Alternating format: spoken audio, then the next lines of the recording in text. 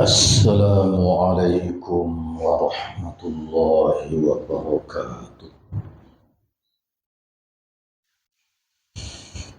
الحمد لله رب العالمين، والصلاة والسلام على أشرف الأنبياء والمرسلين وعلى آله وصحبه أجمعين. أما بعد. Yang dihormati dan dikasihi Al-Fadhil Al-Amli Iman pada malam ini. Yang dihormati dan dikasihi Al-Fadhil Ustaz Syukri SU Surau kita, Fadhil Ustaz Din Dahari. Seterusnya muslimin dan muslimat yang saya hormati dan saya kasihi sekalian. Kita sambung pengajian hadis Sahih Muslim kita, muka surat 308, hadis nombor 526 bawah. An Abi Hurairah radhiyallahu anhu anna an-nabiy sallallahu alaihi wasallam qala ma yasurruni anna li uhudan zahaban ta'ti alayya salisatun wa indi minhu dinarun illa dinarun arsuduhu lidainin alayya.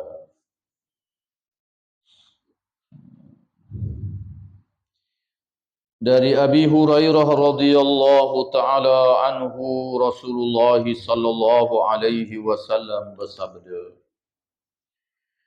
aku tidak merasa gembira. Ma yasurruni, aku tidak merasa gembira seandainya aku memiliki emas sebesar gunung Uhud. Sebesar gunung Uhud aku ada emas. Jika pada hari ketiga masih tersisa 1 dinar, hari yang ketiga masih ada lagi dengan aku 1 dinar, jumlah emas sebesar bukit Uhud itu, yang aku persiapkan untuk membayar hutangku. Tak tepat terjemahan macam ni. Jadi nak bayar hutang pun jadi tak boleh juga. Bayar hutang tak apa. Jadi dalam bahasa Arabnya wa indi minhu dinar, sedangkan pada waktu itu pada aku masih ada 1 dinar. Hari yang ketiga masih ada lagi 1 dinar. Illa kecuali, bukan kecuali kita tinggal kata.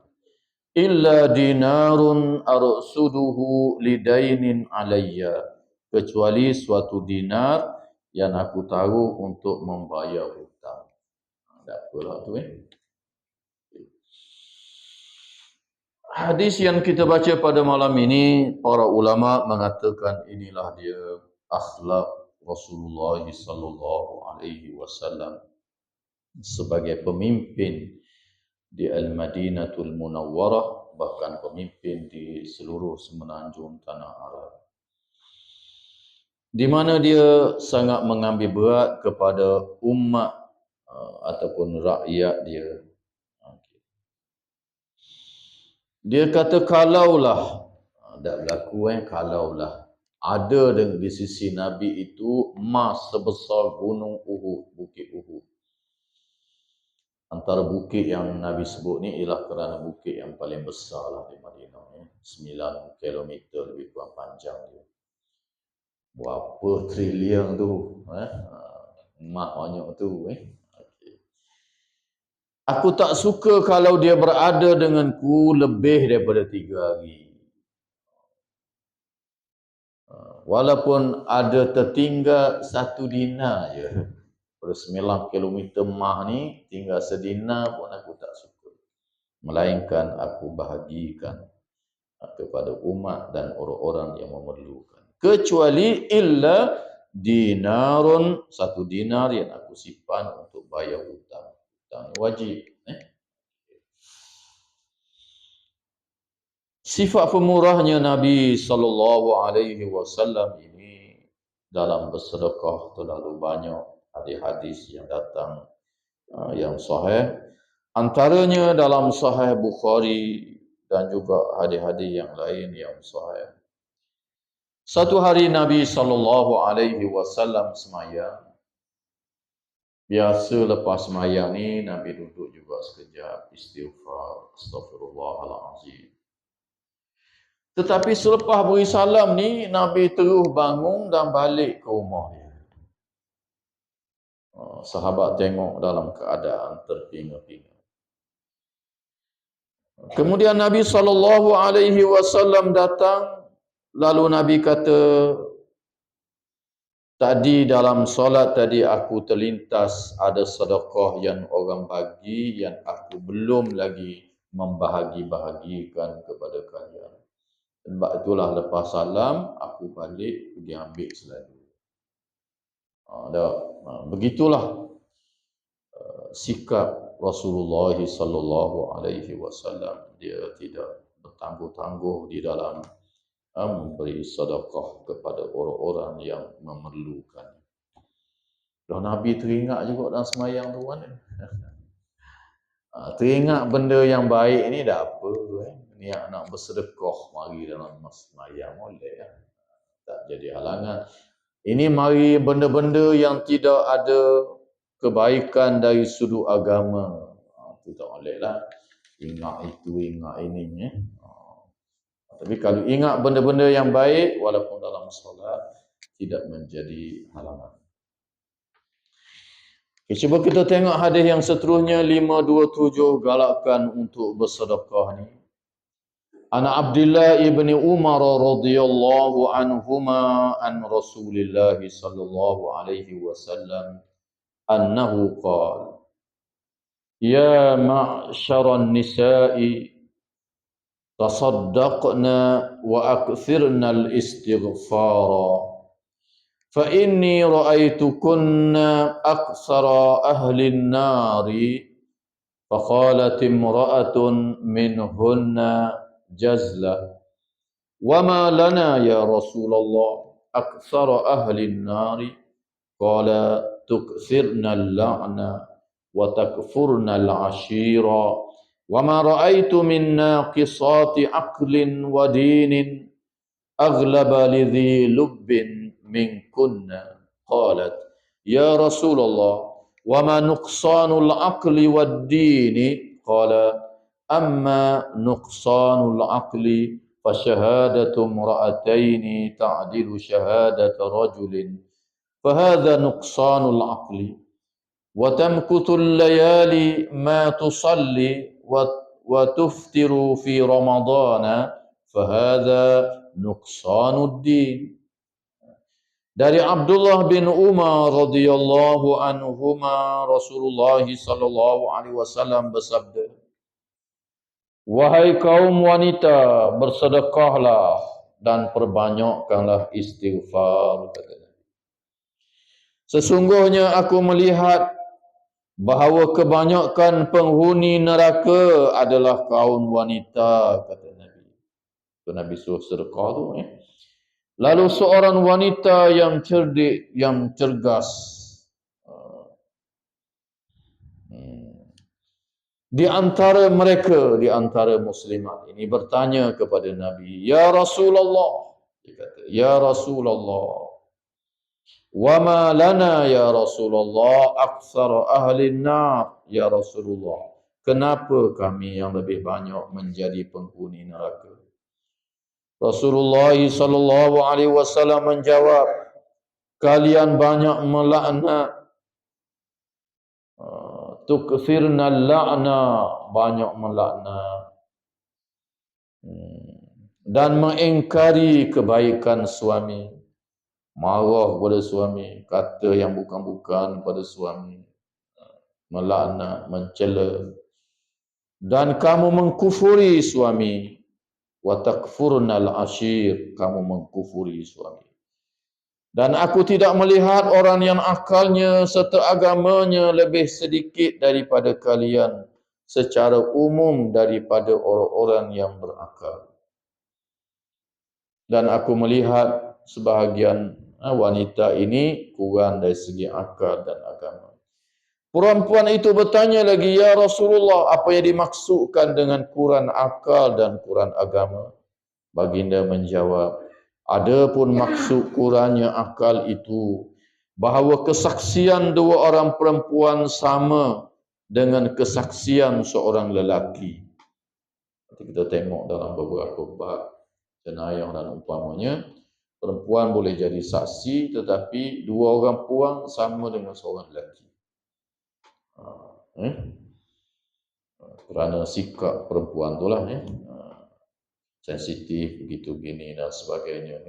Maka dua orang perempuan sama dengan seorang lelaki dalam kesaksian.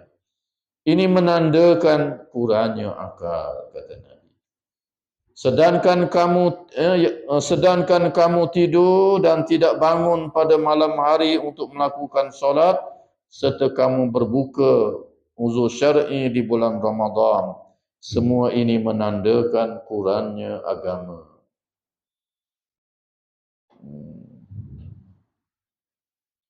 Manakala kurang agama pula lagu mana? Dalam hadis yang lain dia tanya, bagaimana wanita ni dikatakan kurang agama?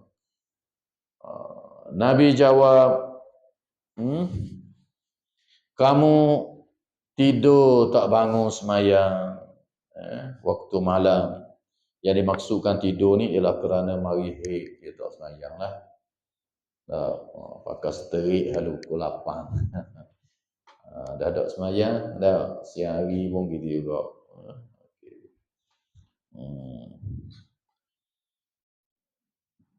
Start pukul 12 tidur, bangun asar. Tak apa, dia cuti.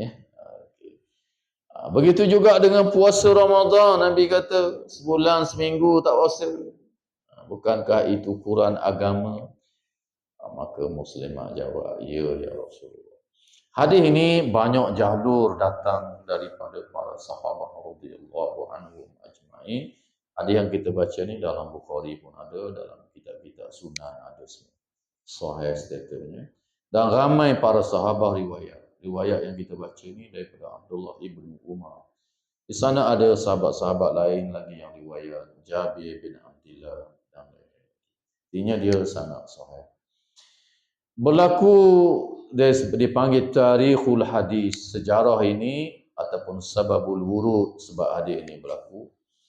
Satu hari Nabi SAW menyampaikan khutbah hari raya di musalla bersebelahan dengan masjid Nabi. Semayang hari raya ni Nabi tak semayang di masjid, dia semayang di sebelah. Kalau Masjid Nabawi itu musalla ni sebelah kanan Masjid Nabi. Depan sekali tu dekat dengan kubur Nabi SAW, dekat Raudah tu kalau kita pergi sebelah kanan tu, itulah tempatnya yang dipanggil musalla. Nabi semayang hari raya situ, Nabi semayang minta ujang situ. Sebelah kiri kubur Baqi'. Mudah je. Dan kalau hari ini kita pergi ada masjid situ, Masjid Umarah, ada masjid situ. Dibina masjid selepas itu. Masjid tu lama lah 1000 tahun lebih dah. Pergi ziarah masjid itu dan semayang. Di situlah tempat Nabi semayang hari raya. Dan Nabi semayang minta hujan. Dan juga Nabi semayang janazah ke atas An-Najasi yang kita baca dalam bab janazah dulu. Di sebelah masjid tadi ada Masjid Abu Bakrin. Pun lama juga tu. Masjid Abu Bakrin ini ialah masa Sayyidina Abu Bakar As-Siddiq radhiyallahu taala anhu jadi khalifah. Dia semayang hari raya dan semayang minta ujang situ. Bersebelahan dengan masjid tadi jugalah. Kalau pergi haji dan umrah, pergi masjid tu. Ada dua masjid. Sebelah kanan Masjid Nabawi, Masjid Nabi SAW. Jadi mayang hari raya ni Nabi kerah. Laki, puang, hok, hik, kanok-kanok, semua mari berlaku. Hik pun semua mari kau, sebab tidak buat dalam masjid tu. Semua mari tengah padang. Jadi Nabi berkhutbah situ, tak ada tabir, tak ada apa. Nabi khutbah. Selepas Nabi SAW menyampaikan khutbah, dalam khutbah itu juga Nabi suruh bersedekah. Nabi turun daripada mimbar dia, dia ajak Bilal bin Rabah bawa kain.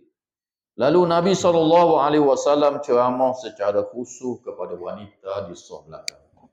Laki duduk depan, tak ada tabir, tak ada apa. Nabi berjalan pergi dekat muslimah belakang. Nabi ceramah secara khusus pula kepada wanita. Molek juga kalau dia adakan khusus untuk muslimat ini. Antara lain ucapan Nabi kepada muslimat ini, ya ma'syaran nisa, wahai golongan perempuan. Nabi kata, tasaddaqna wa aksirnal istighfar. Okay.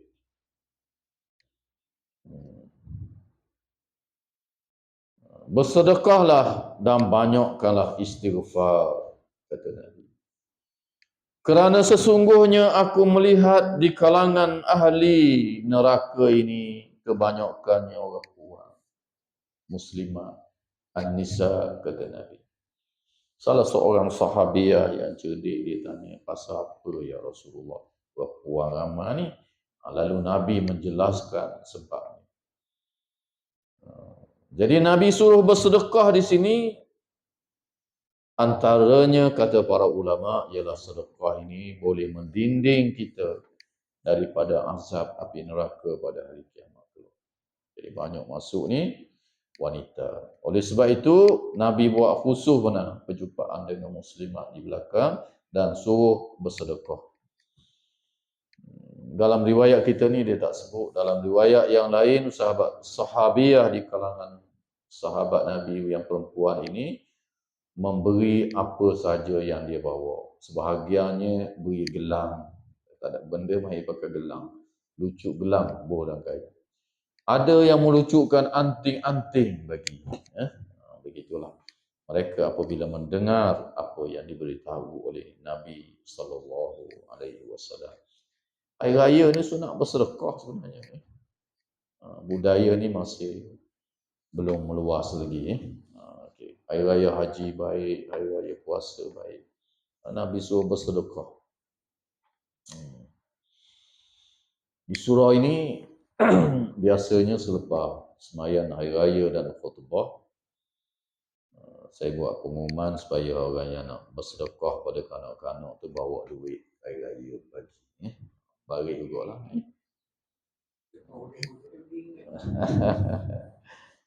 Sedekah orang tua lagi molek.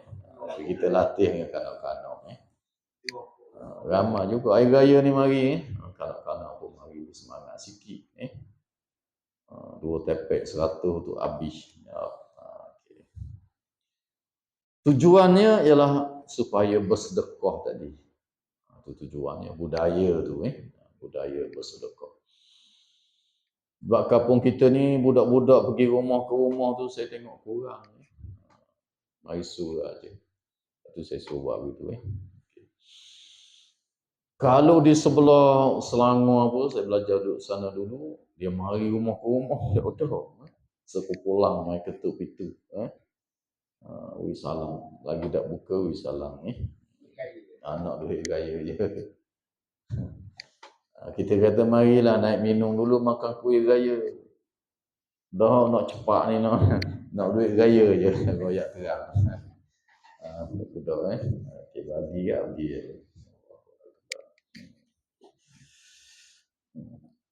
Jadi orang dulu bagi duit raya ni boleh jadi dia dengar hadis-hadis supaya bersedekah ni yang disuruh oleh Nabi hari raya. Jadi dalam hadis yang kita baca ini muslimat sahabiah tanya, pasal apa ya Rasulullah suruh kami sedekah dan kenapa dikatakan kami ini banyak masuk neraka? Sebab banyak masuk neraka ni lah Nabi suruh bersedekah. Banyak di dalam hadis-hadis menceritakan bahawa sedekah ini boleh menghalang kita daripada api neraka. Tak kiralah lelaki ke, perempuan ke, sedekah ni. Antaranya dalam hadis riwayat Imam Muslim juga, riwayat kita ni tak ada. Kita yang penuhnya ada. Dalam Bukhari pun ada. Dalam Sunan-Sunan pun ada. Statusnya sangat sahih. Nabi kata, ittaqun nar, takutlah kamu akan api neraka. Bisyikki tamratin, walaupun dengan kamu bersedekah sebelah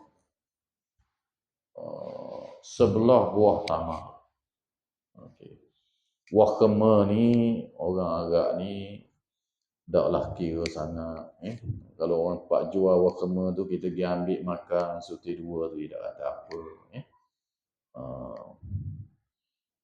Jadi apatah lagi kalau bersedekah sebelah. Belah buah kema bagi sebelah. Lagilah mana segi nilainya macam tak ada. Tetapi Nabi kata walaupun dengan sebelah buah tamar seperti itu pun boleh menjadi pendinding kita daripada api neraka. Takutlah api neraka, kata Nabi. Walaupun dengan kita bersedekah dengan sebelah daripada buah tamar. Begitu sekali kedudukan sedekah ini.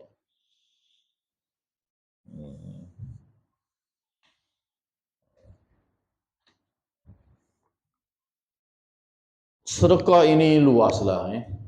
Sedekah ini luas. Barang-barang dan sebagainya. Bahkan kita berjumpa dengan sahabat-sahabat kita dengan muka yang senyum pun dalam hadis-hadis disebut sebagai sedekah juga. Dalam riwayat Imam Tirmizi dan lainnya. Tabassumuka fi wajhi akhika sadaqatun, Nabi kata. Kamu bertemu dengan saudara kamu dengan muka yang ceria, yang gembira, maka itu pun sedekah juga, kata Nabi. Mudah-mudahan sedekah-sedekah yang kita lakukan ini menyelamatkan kita daripada api neraka pada hari kiamat kelak. Dan yang kedua, nak selamat daripada neraka ni istighfar, mohon ampun dengan Allah. Yang paling penting, yang paling besar, sayyidul istighfar. Ataupun apa-apa sahaja lafaz istighfar. Ini boleh menghapuskan dosa-dosa kita yang menyebabkan kita terselamat daripada neraka Allah Azza wa Jalla. Jadi generasi golongan wanita adalah penghuni yang paling ramai dalam neraka. Sahabat tanya kenapa? Nabi ada jawab di sini beberapa perkara. Yang pertama Nabi kata sifat wanita ni tuksirna la'na. Banyak sangat suka melaknat, mencela. Mencela sesama sendiri, sesama muslimah. Mengumpat dan sebagainya, kata-kata wuduk. Bahkan terhadap suami. Suami punya kata tak mudah. Bukan saja orang lain lah. Ini sifat dia dah.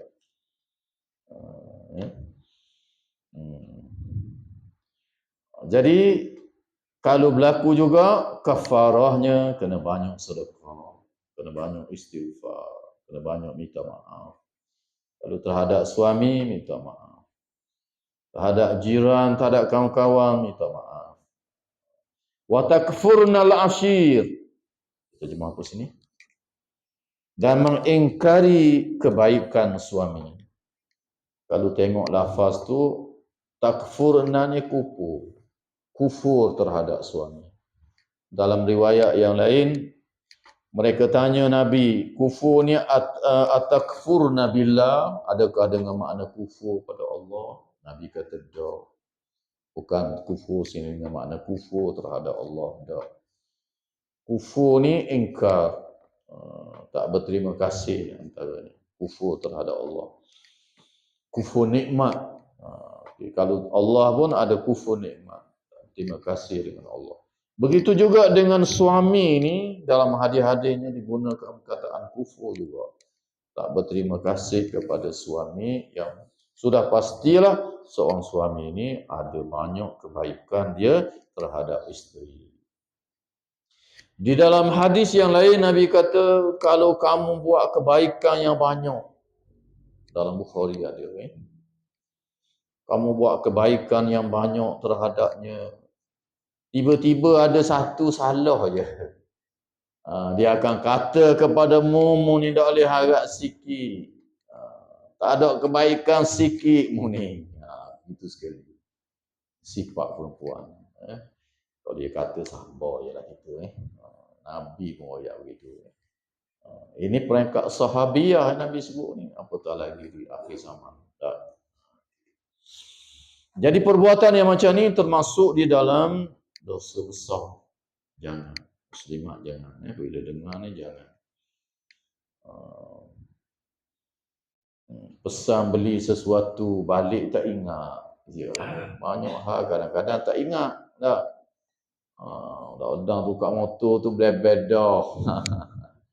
Mana beras suruh beli dah. Perang dah. Begitulah lazimnya. Jadi Nabi menggunakan istilah wa takfurnal ashir. Terima kasih. Tak boleh, ini adalah termasuk dosa besar. Jangan. Dan boleh membawa kepada neraka. Itu dia kesan dia, Nabi kata. Dan juga wanita ini kurang akal. Nabi terangkan, iaitu dalam bab kesaksian sebagai contoh, dia dua, lelaki seorang. Dari segi berfikir kadang-kadang tak matang. Sebab itu keputusan tolak dalam bab nikah kahwin ini diberi pada lelaki. Lelaki lebih matang, lebih berpandangan jauh. Kalau we kuasa tolak daripada orang puan, 2-3 kali sehari tolak.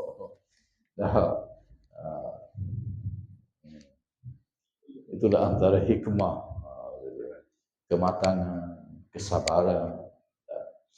Yang ketiga kata Nabi SAW, kurang agama. Kurang agama ni dia tanya pasal apa? Nabi kata mari bukankah kamu tak semayang? Tak, malam baik, siang tak semayang. Puasa bulan Ramadan kamu tak puasa seminggu. Berbanding dengan lelaki puasa penuh, semayang penuh. Tak, semayang tak wajib tak wajib qada. 15 hari mari, 15 hari tak semayang. Tak ada qada. Lelaki kalau tertinggal, tertidur kena qada. Itu lebihnya lelaki. Jadi nak atasi lagu mana? Nabi kata bersedekah. Kena banyak sedekah. Perempuan banyak sedekah. Bukan hari raya lah, hari-hari lain pun mari surah bawa buah dan tabung. Ambil beti untuk lelaki juga. Apatah lagi kalau dia ada duit sendiri. Puan pun ada duit sendiri. Duit untuk lelaki pun dia bagi sedekah, tak apa. Boleh pahala ke untuk lelaki pula.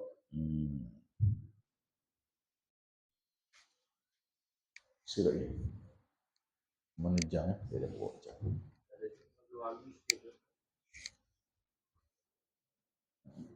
Ada jam tak? Ada jam.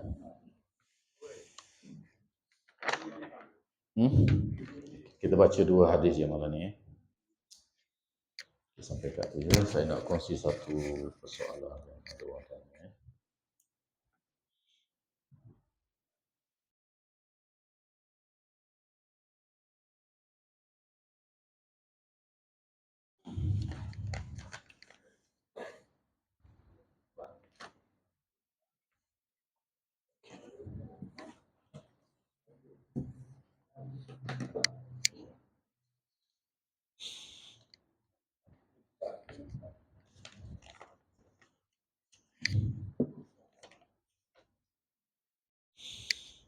Ada orang tanya, dia kata dalam solat ini kita sebut amin sebab wajib Fatihah, imam sebut, makmum pun sebut.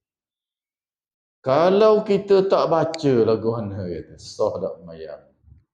Dan apa hukumnya bacaan amin? Cantik soalan.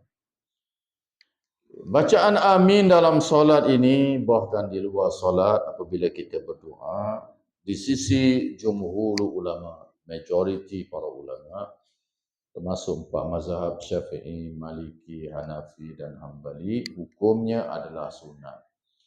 Jadi kalau tak kata tu sembahyang masih sah lah. Okay.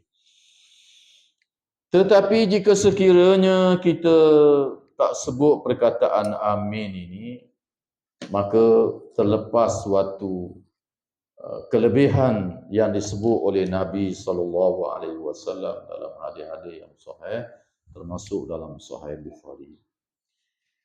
Dalam Sahih Bukhari daripada Ibnu Syihab, daripada Sa'id Ibn Musayyab, daripada Abu Salamah bin Abdul Rahman.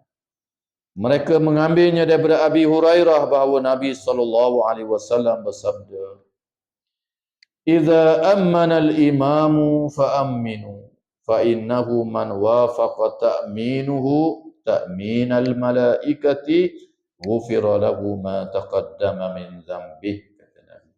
Jadi kelebihan ni tak boleh lah. Nabi kata apa? Jika imam membaca amin, imam pun kena baca juga amin. Hendaklah kamu sekalian menyuarakan amin.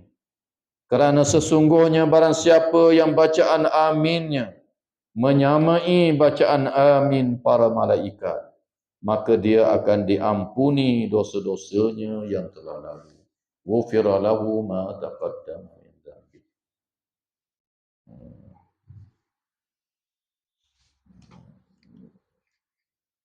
Dan Ibnu Syihab menyatakan bahawa Nabi SAW membaca amin di dalam setiap kali sembahyang. Di sisi jumhur ulama, hukum dia sunat. Nabi tak pernah tinggal. Sebab itu sebahagian ulama di antaranya di kalangan mazhab Az-Zahiri, Ibnu Hazmin Al-Andalusi, Abu Dawud Az-Zahiri dan ulama-ulama yang sependapat dengannya mengatakan bacaan amin ini adalah wajib. Sebab Nabi tak pernah tinggal. Okay.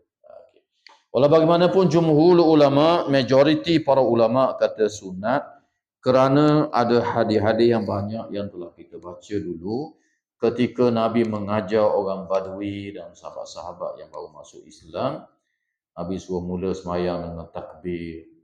Kemudian Nabi kata faqra'u ma tayassara minal Quran, bacalah apa yang mudah pada kamu Quran. Kemudian kamu rukuk, kamu sujud. Tak suruh sebut amin.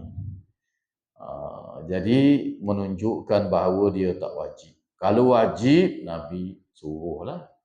Banyak hadis-hadis tak menyebutnya. Maka jumhur ulama termasuk mazhab kita Al-Imam Asy-Syafi'i, hukum dia adalah sunat. Makna apa perkataan amin? Sebut lebih jauh sikit lagi. Perkataan amin ini yang masyhurnya ialah Allahumma stajib, wahai Tuhan perkenankan. Fatihah tu kan doa. Ihdinas siratal mustaqim, tunjukilah kami jalan yang lurus. Maka kita berdoa dengan menyebut amin, makna dia Allahumma stajib, wahai Tuhan perkenankanlah, wahai Allah perkenankan. Sebahagian ulama, ini disebut oleh Al-Imam Ibn Hajar dalam Fathul Bari, perkataan amin ini ialah darajatun fil jannah, satu darajat yang ada di dalam syurga. Kita sentiasa menyebut amin ini, insya-Allah akan berada di tempat yang disebut itu. Sebahagian ulama ada juga menyatakan huwa ismun min asma'illah. Kataan amin ini adalah nama daripada nama-nama Allah yang mulia. Nama-nama Allah ni banyak.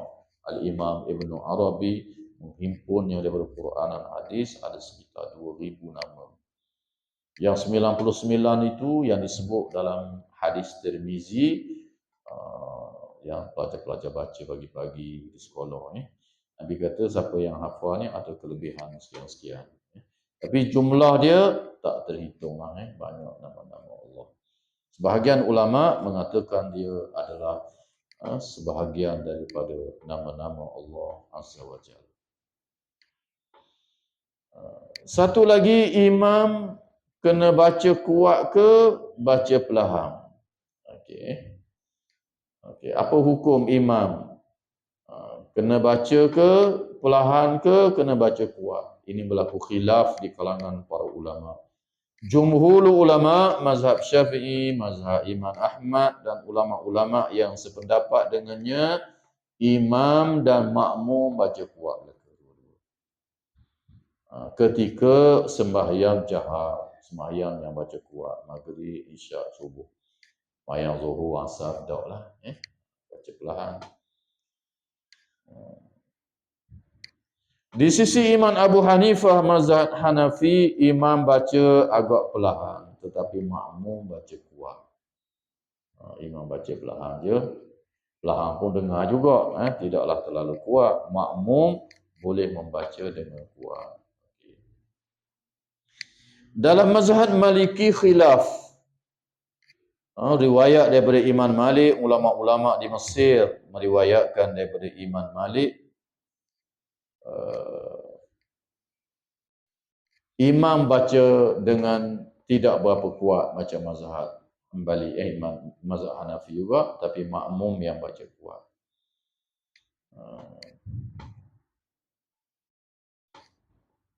Dan sebahagian riwayat anak murid Imam Ahmad menyatakan imam pun kalau tak baca pun tak mengapa. Okey. Sebab imam tu berdoa. Baca Fatihah tu imam baca, makmum dengar je, jadi makmum yang mengaminkan. Tetapi yang sahihnya ialah tengok pada hadis Imam Bukhari ini, apabila imam membaca amin, hendaklah kamu membacanya. Dan hadis-hadis dalam Muslim dan sebagainya menyuruh kita membacanya. Okay. Dan juga kerap kali orang tanya bacaan amin ini panjang pendek dia lagu mana, Ustaz? Biasa sangat orang tanya. Okay. Bacaan yang masyhur ialah dengan amin. Tu dengan dua harakat. Ada dua hamzah situ. Dua harakat. Min boleh baca dua harakat, 4 harakat dan 6 harakat. Dipanggil ma'arif lisukun. Tu mak asli biasalah. Boleh baca 2 dan min tu boleh baca 3. Amin. Ataupun min tu boleh baca 4. Amin. Ataupun boleh baca dengan 6. Amin.